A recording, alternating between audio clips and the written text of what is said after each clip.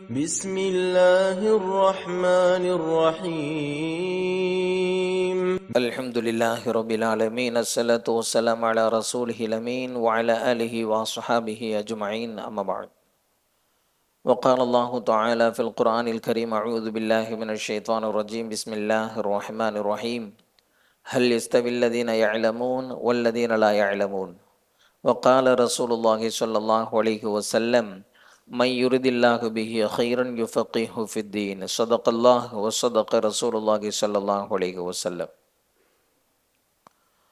அல்லாஹினுடைய கிருபையினால இமாம் கஸ்ஸாலி ரஹிமஹுல்லா அவர்களினுடைய பிரசித்தி பெற்ற இஹ்யா உலூமுத்தீனுடைய 4வது வகுப்பு தொடர்கிறது. மார்க்க ஞானம் என்கின்ற தலைப்பின் கீழ் அல்லாஹு ஜல்ல ஷானஹு தஆலா குர்ஆனில் எப்படியெல்லாம் அதனுடைய சிறப்புகளை சொல்கிறான், நபி ஸல்லல்லாஹு அலைஹி வஸல்லம் அவங்க எப்படியெல்லாம் அதனுடைய சிறப்புகளை சொல்கிறாங்க அப்படிங்கிற தகவல்களை பார்த்தோம். இந்த வகுப்பில் சஹாபாக்களும் உயர்ந்த மேதைகளும் கல்வி சம்பந்தமாக அதனுடைய சிறப்புகள் குறித்து என்ன சொல்லியிருக்கிறாங்க அப்படிங்கிறத நம்ம பார்க்க போகிறோம். அதில் முதலாவது ஹஸரத் அலி ரலியல்லாஹு தஆலா அன்ஹு அவங்க கல்வி சம்பந்தமாக சொல்கிறாங்க. கல்வி இருக்குதே அது செல்வத்தை விட சிறந்தது. ஏன் அப்படின்னு சொன்னால், செல்வத்தை நீ பாதுகாக்க வேண்டும், கல்வி உன்னை பாதுகாக்கும். கல்வியை பொறுத்த வரைக்கும் அது ஆளக்கூடியது, செல்வத்தை பொறுத்த வரைக்கும் அது ஆளப்பட வேண்டியது. செல்வத்தை பொறுத்த வரைக்கும் அதை செலவு செய்ய குறைந்து கொண்டே போகும்.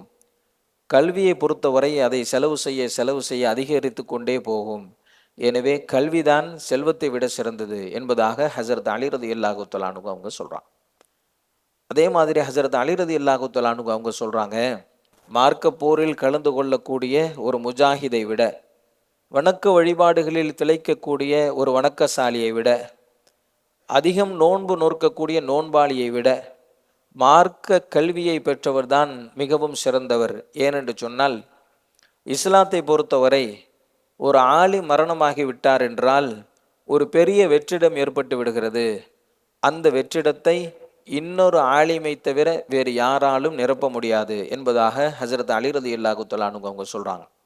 மேலும் ஒரு கவிதை ஒன்று பாடுறாங்க. என்ன அப்படின்னு சொன்னால், நீ எப்படியாவது அறிவை பெற்றுவிடு, அறிவு அல்லாதவைகளை நீ பெற்றுக்கொள்வதால் உனக்கு எந்த பெருமையும் கிடையாது. ஏனென்றால் நேர்வழியை தேடக்கூடியவர்களுக்கு அறிஞர்களால் மட்டும்தான் வழிகாட்ட முடியும். அறிவியனர்களை பொறுத்தவரை அவர்கள் அறிஞர்களை கூட பகைவராகத்தான் பார்ப்பார்கள். அறிஞர்கள் உயிரோடு உள்ளவர்களுக்கு ஒப்பானவர்கள், அறிவியனர்கள் உயிரற்ற சடலத்திற்கு ஒப்பானவர்கள் என்பதாக ஹஸரத் அலி ரலியல்லாஹு தஆலா அன்ஹு அவங்க சொல்கிறாங்க. ஹஸரத் அபுல் அஸ்வத் ரஹ்மஹுல்லா அவங்க சொல்கிறாங்க, கல்வியை விட சிறந்தது எதுவும் இல்லை. ஏனென்றால் மக்களை அரசர்கள் ஆள்கிறார்கள், அரசர்களை அறிஞர்கள் ஆள்கிறார்கள் என்பதாக சொல்கிறாங்க. மக்களை அரசர்கள் ஆள்கிறார்கள், அரசர்களை அறிஞர்கள் ஆள்கிறார்கள். எனவே கல்வியை விட சிறந்தது எதுவும் இல்லை என்பதாக இமாம் அபுல் அஸ்வத் ரஹ்மஹுல்லா அவங்க சொல்கிறாங்க.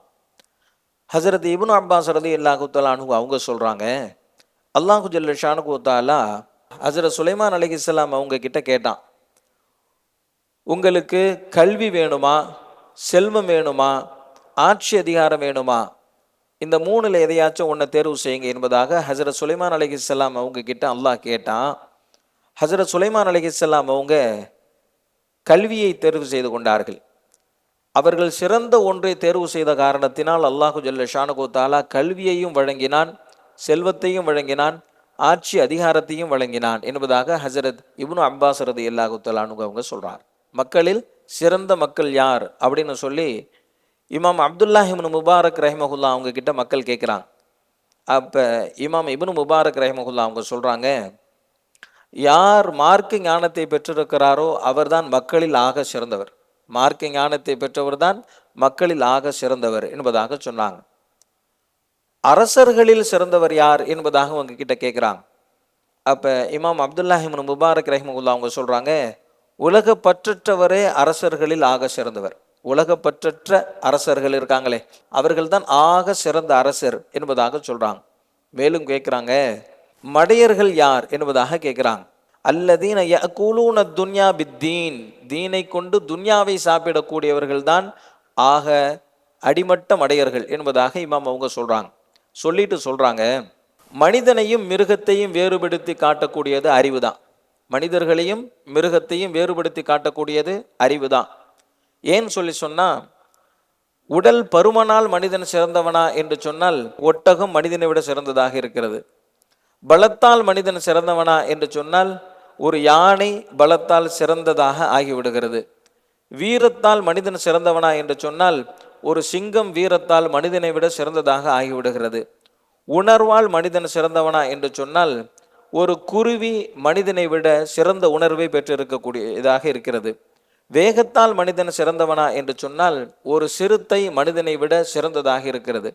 ஆக மனிதனுக்கும் மிருகத்திற்கும் வித்தியாசத்தை ஏற்படுத்தக்கூடியது கல்வி அறிவுதான் என்பதாக இமாம் அவங்க சொல்றாங்க. அதனுடைய உடல் பருமனால், அதனுடைய பலத்தால், அதனுடைய வீரத்தால், அதனுடைய உணர்வால், அதனுடைய வேகத்தால் மனிதனை விட மிருகங்கள் சிறப்பானவைகளையே பெற்றிருக்கிறது.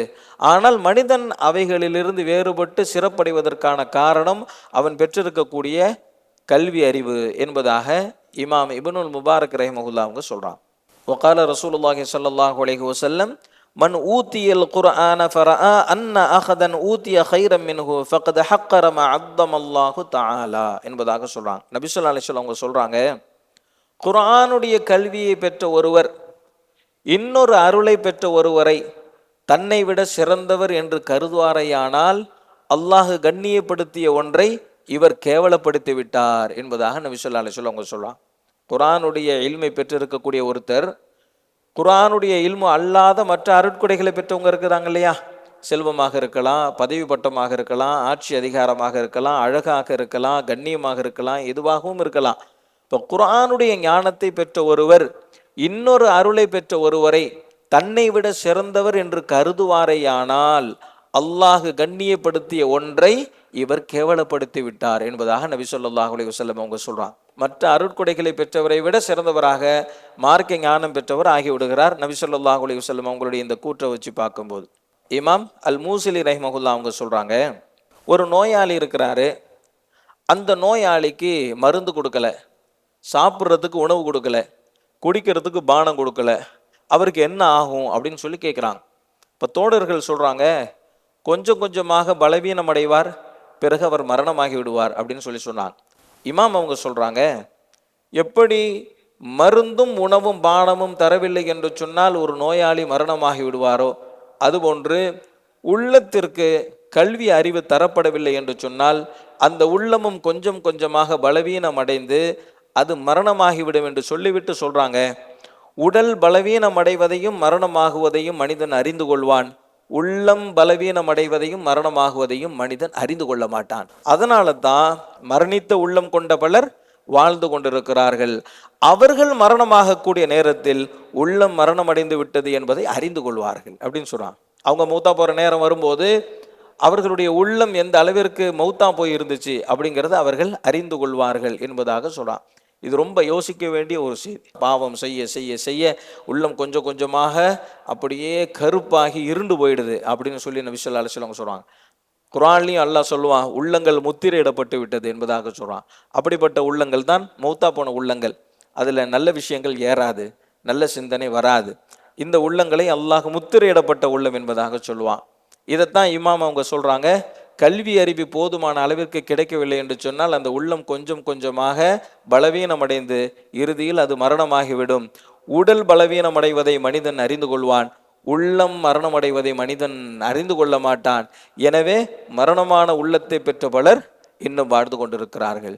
எப்போது இவர்கள் மரணமாகுவார்களோ அப்போதுதான் உள்ளம் மரணமாகிவிட்டது என்பதை கண்டுகொள்வார்கள் என்பதாக இமாம் மூசிலி ரஹிமஹுல்லாஹ் அவங்க சொல்றாங்க. போரில் கலந்துக்கிட்டு ரத்தம் சிந்தக்கூடிய அந்த ரத்தம் இருக்குது, அது எவ்வளவு புனிதமானது, அல்லாஹ்விற்காக வேண்டி சிந்தப்படுகின்ற ரத்தம் எவ்வளவு புனிதமானது. அந்த ரத்தத்தை விட ஒரு அறிஞரனுடைய பேணாமை சிறந்தது என்பதாக இமாம் ஹசன் பஸ்ரி ரஹிமஹுல்லாஹ் அவங்க சொல்றாங்க. ஹஸரத் இப்னு மஸ்ஊத் ரலியல்லாஹு தஆலா அன்ஹு அவங்க ஒரு செய்தி சொல்றாங்க. என்ன அப்படின்னா, கல்வி உயர்த்தப்படுவதற்கு முன்பு நீங்கள் கல்வியை கற்றுக்கொள்ளுங்கள். கல்வி உயர்த்தப்படுவது என்று சொன்னால் கல்வியை போதிக்கக்கூடியவர் மரணமாகுவதே.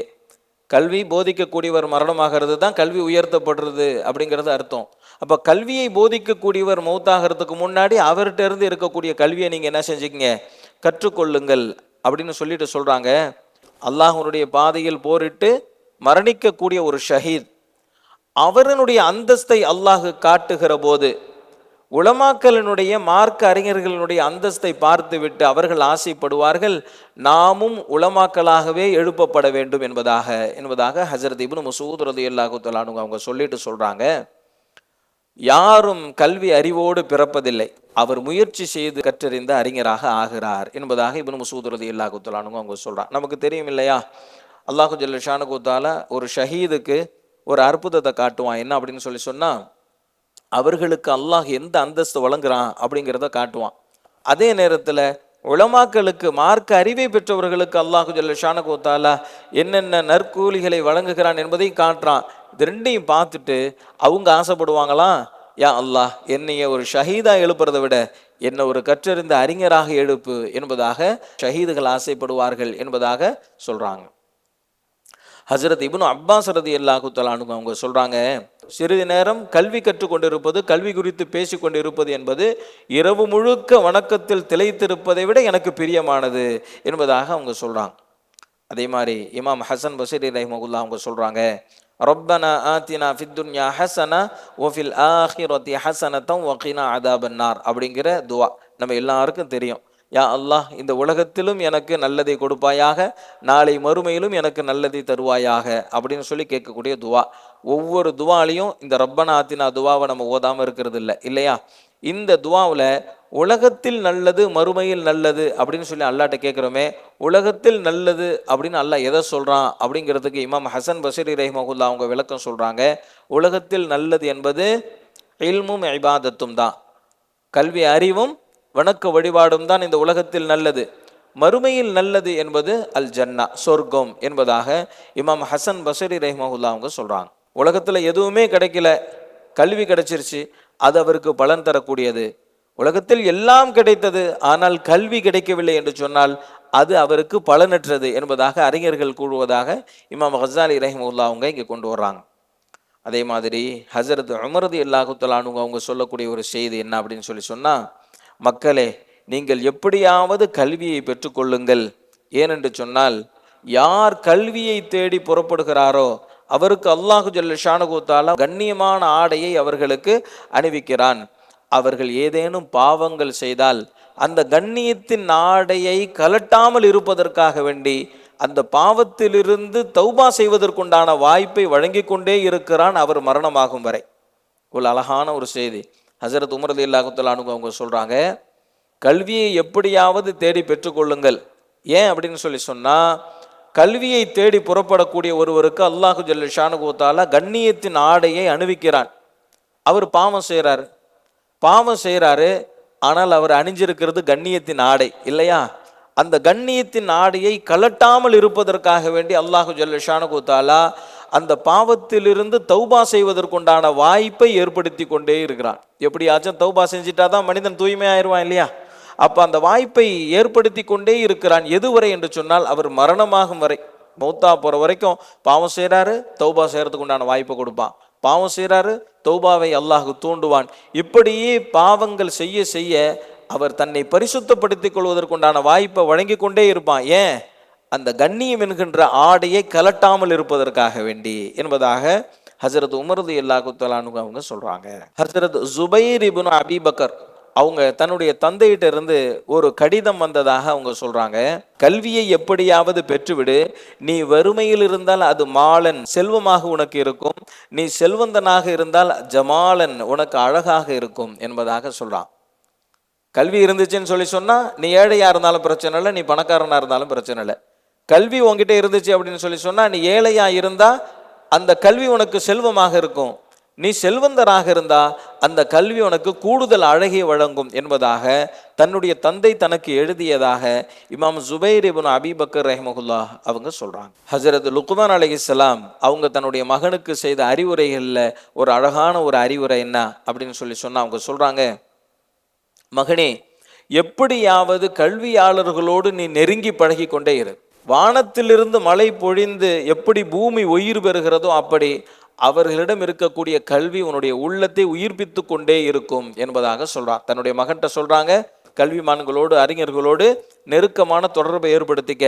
ஏன் அப்படின்னு சொன்னா, வானத்திலிருந்து பொழிகிற மழை எப்படி பூமியை உயிர்ப்பிக்கிறதோ அதுபோன்று அவரிடம் இருக்கக்கூடிய அந்த கல்வி அறிவும் ஞானமும் உன்னுடைய உள்ளத்தை உயிர்ப்பித்து கொண்டே இருக்கும் என்பதாக லுக்மான் அலைஹிஸ்ஸலாம் அவர்கள் தன்னுடைய மகனுக்கு செய்த உபதேசங்களில் ஒன்றாக இமாம் அவர்கள் கொண்டு வர்றாங்க. நமக்கு தெரியும், லுக்மான் அலைஹிஸ்ஸலாம் அவங்க தன்னுடைய மகனுக்கு செய்த உபதேசங்கள் நிறைய உபதேசங்கள் இருக்கு, எல்லாம் முத்து முத்தான உபதேசங்கள். அதுல ஒரு உபதேசம் என்ன அப்படின்னு சொன்னா, கல்விமான்களோடு சேர்ந்துரு. சரி, இதுல ஒரு சின்ன விளக்கம் என்ன அப்படின்னு சொன்னா, இப்போ கல்வி அறிவு அப்படின்னு சொல்லி நம்ம சொல்றோம் இல்லையா, இந்த கல்வி அறிவு அப்படிங்கிறது மார்க்க கல்வி மட்டும்தானா, பொது கல்வி கிடையாதா அப்படிங்கிற ஒரு கேள்வி வரும். மார்க்க கல்விக்கும் உலக கல்விக்கும் இருக்கக்கூடிய ஒரு அடிப்படை வித்தியாசம் என்ன அப்படின்னு சொன்னா, மனிதனுடையதை பற்றியது உலக கல்வி, மனிதனை பற்றியது மார்க்க கல்வி. புரியுதா? இதுதான் அடிப்படை வித்தியாசம். எதுவாக இருந்தாலும் சரி, மனிதனுடைய உடைமைகள் இருக்குது இல்லையா, அது குறித்து பேசக்கூடியது உலக கல்வி, மனிதனை பற்றி பேசக்கூடியது மார்க்க கல்வி. அது என்ன, மனிதனை பற்றி என்ன பேசுது அப்படின்னு சொன்னா, ஹுகூகுல்லாஹ் ஹுகூகுல் இபாத், அல்லாஹ்வினுடைய கடமைகள் அடியார்களினுடைய கடமைகள், இது குறித்து மார்க்கம் பேசும். ரெண்டாவது, தனக்கான உரிமைகள் என்ன, பிறருக்கான உரிமைகள் என்ன, தன்னுடைய மனைவி, மக்கள், பெற்றோர்கள், தன்னுடைய நண்பர்கள், தன்னுடைய அண்டை வீட்டுக்காரர், தன்னுடைய உறவினர்கள், இவர்களுக்கு நாம் என்னென்ன கடமையாற்ற வேண்டும், அவர்களுடைய உரிமைகள் என்ன அப்படிங்கிறது சம்பந்தமாக பேசும். வளர்த்து கொள்ள வேண்டிய பண்புகள், தவிர்த்து கொள்ள வேண்டிய பண்புகள், எதெல்லாம் நல்ல குணங்களோ அதனுடைய சிறப்புகளை சொல்லி, துர்குணங்களை தவிர்த்து கொள்ள வேண்டும், அந்த துர்குணங்களின் மூலமாக என்ன விதமான கேடுகள் விளையும், அதனுடைய தண்டனைகள் எப்படி இருக்கும், இதுதான் மார்க்கம் பேசும். இது இல்லாம ஒரு விஷயத்த மார்க்கம் பேசாது. மனிதனை பற்றி பேசக்கூடியது மார்க்க கல்வி, மனிதனுடையதை பற்றி பேசக்கூடியது உலக கல்வி. மனிதனுடையது என்ன, மனிதனுடைய கம்ப்யூட்டரை பற்றி பேசும், மனிதனுடைய வாகனத்தை பற்றி பேசும், மனிதனுடைய பயன்பாட்டு கருவிகள் அனைத்தை பற்றியும் பேசும் இல்லையா. சரி, இப்போ மார்க்க கல்வியை ஒருத்தர் கற்றுக்கிட்டார் அப்படின்னு சொன்னா, மனிதனுடையதை பற்றி இவர் படிச்சிருக்கிறார் இல்லையா, அதை எப்படி பயன்படுத்த வேண்டும் என்கின்ற தெளிவு கிடைக்கும். டெக்னாலஜியை இப்படியும் பயன்படுத்தலாம், இப்படியும் பயன்படுத்தலாம், எப்படி பயன்படுத்த வேண்டும் என்கின்ற தெளிவை தருவது மார்க்க கல்வி இல்லையா. எப்படியும் பயன்படுத்துவதற்குண்டான ஆற்றலை தருவது பொது கல்வி. எப்படியும் பயன்படுத்த முடியும் இல்லையா, நல்லதுக்கும் பயன்படுத்த முடியும், கெட்டதுக்கும் பயன்படுத்த முடியும். இப்போ நல்லதுக்குத்தான் பயன்படுத்தணும் அப்படிங்கிற தெளிவை தரக்கூடியது மார்க்க கல்வி. எப்படியும் பயன்படுத்த முடியும் என்கின்ற ஆற்றலை, அந்த தந்திரத்தை கற்றுத்தருவது உலக கல்வி இல்லையா. மார்க்க அறிவு பெற்றிருக்கிறாருன்னா அதனுடைய கடைநிலை என்ன அப்படின்னு சொன்னா, மறுமை வாழ்வு இந்த உலக வாழ்வை விட சிறந்தது அப்படிங்கிற புரிதல் இருந்துச்சுன்னு சொன்னா, இவர் மார்க்க அறிவின் கடைசி நிலையை பெற்றுவிட்டார் அப்படின்னு அர்த்தம். இந்த புரிதலும் இல்லை அப்படின்னு சொன்னா, அவர் மடையர்களின் லிஸ்ட்ல போயிடுவார் ஆட்டோமேட்டிக்கா. எந்த புரிதலே இல்லை, நாளை மறுமை என்பது இந்த உலக வாழ்வை விட சிறந்தது அப்படிங்கிற புரிதல் கூட இல்லைன்னு சொன்னா, அவர் ஜாஹிலுடைய இடத்துக்கு போயிடுவார். ஆனால் எந்த அளவிற்கு மார்க்கத்தை தெரிஞ்சுக்கிட்டே போறாரோ அந்த அளவிற்கு அவருடைய தரஜா உயர்ந்துகிட்டே போகும். அது கடைசி தரஜா தான் இப்போ நம்ம சொன்னது, கடைசி தரஜா அது. அதுக்கு மேலே எந்த அளவிற்கு ஹதீஸை தெரிஞ்சுக்கிறாரோ, எந்த அளவுக்கு குரானை தெரிஞ்சுக்கிறாரோ, எந்த அளவிற்கு மார்க்கத்தினுடைய விஷயங்களை உள்வாங்கிக்கிறாரோ அந்த அளவிற்கு அவர் மார்க்க ஞானம் உள்ளவராக ஆயிடுவார். இல்மில் ரெண்டு வகை, ஒன்று கட்டாயம் கற்கணும், இன்னொன்று அதிகப்படியானது. கட்டாயம் கற்க வேண்டிய இல்மில் என்னெல்லாம் வந்துடும் அப்படின்னு சொன்னா, எப்படி தொழுகிறது, எப்படி நோன்பு வைக்கிறது, எப்படி ஜக்காத்து கொடுக்கறது, எப்படி ஹஜ்ஜி செய்யறது, அப்புறம் அடியார்களுடைய விஷயத்தில் அடுத்தவர்களுடைய கடமை என்ன, பெற்றோர்களுடைய கடமை என்ன, மனைவி மக்களுடைய கடமைகள் என்ன அப்படிங்கிற மாதிரியான சில அடிப்படையான விஷயங்கள் இருக்குது இல்லையா. ஹராம் ஹலால் சம்பந்தப்பட்ட எது ஹலால் எது ஹராம், எது கூடும் எது கூடாது அப்படிங்கிற மாதிரியான விஷயங்கள், இது இல்முல் உஜூபாத் என்பதாக சொல்லுவாங்க. இது அவசியம் கற்க வேண்டிய இல்மு, இது அனைவர்களின் மீதும் வாஜிப், இது ஒரு முஸ்லிமாக இருக்கக்கூடிய அனைவர்களின் மீதும் வாஜிப். இன்னொன்று இருக்கு, அது என்ன அப்படின்னா, அது அதிகப்படியான கல்வி. அதிகப்படியான கல்வி அப்படின்னா என்னன்னா, எப்படி தொடுகிறது அப்படிங்கிறத தெரிஞ்சுக்கிறது அடிப்படையில் வந்துடும். ஆனால் எந்த ஹதீஸின் அடிப்படையில் அதை செய்கிறோம், அதனுடைய பின்னணி என்ன, இது அனைவர்களின் மீதும் கடமை இல்லை, அது ஃபர்லு கிஃபாயா. எல்லாருமே இவ்வளவையும் தெரிஞ்சுக்கணும் அப்படிங்கிற அவசியம் இல்லை. அப்போ அடிப்படையான இல்மை கற்றுக்கொண்டால் பொதுமக்களுக்கு போதுமானது. ஆனால் எல்லா விஷயங்களையும் ஆழமாக தெரிந்து கொள்வது என்பது அறிஞர்களின் மீது கடமையாக இருக்கிறது. கல்வி கற்றலின் சிறப்பு வந்துச்சு. இப்போ கற்ற கல்வியை போதிப்பதனுடைய சிறப்பு அப்படின்னு சொல்லி இமாம் கசாலி ரஹ்மஹுல்லா அவங்க அடுத்த தலைப்பில் கொண்டு வர்றாங்க. இன்ஷா அல்லாஹ் அடுத்த வகுப்பில் கல்வியை போதிப்பதனுடைய சிறப்பு சம்பந்தமாக நம்ம பார்க்கலாம். அல்லாஹு ஜல்ல ஷானஹு தஆலா கல்வியின் மூலமாக தன்னை சங்கைப்படுத்திக் கொள்ளக்கூடிய தௌஃபீகை நமக்கு வழங்குவானாக. வாஹிர் தஅவானா அல்ஹம்துலில்லாஹி ரப்பில் ஆலமீன். அஸ்ஸலாமு அலைக்கும் வரஹ்மத்துல்லாஹி வபரகாத்துஹு. ஹபீபல்லாஹ் ரசூலல்லாஹ் இமாமல் முர்சலீன்.